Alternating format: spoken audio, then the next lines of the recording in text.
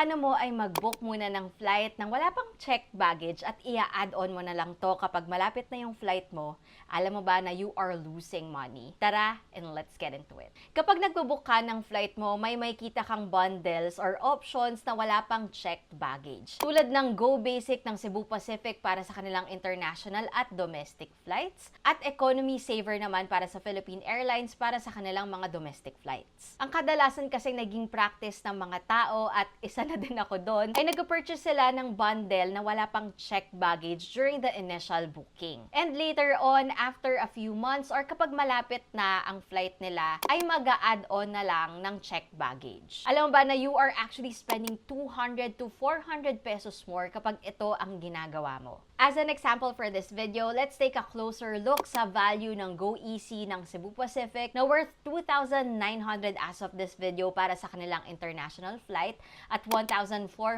naman para sa mga domestic flights nila. Meron ka na ditong 20 kilograms na checked baggage na 1,500 per way kung i-add-on mo to after your initial booking. That's already worth 3,000 pesos kung round trip. Kung domestic naman, yan ay papatak ng 1,320 na round trip. Meron ka na din ditong seat selection na worth 385 pesos per way. So that would be 770 kung round trip. 336 naman per way kung domestic ang flight. So in reality, ang total value talaga ng GoEasy ay worth 3,770 for international flights. So in reality, nakakatipid ka talaga ng 870 pesos kapag magseselect ka ng GoEasy during your initial booking. Ngayon naman, kung iniisip mo na hindi mo naman talaga gusto ng advanced seat selection at baggage lang talaga yung kailangan mo, pwede bang yun na lang yung gawin ko? At makakatipid ba ako kapag ganito yung gagawin ko? Yes, pwede mo yung gawin.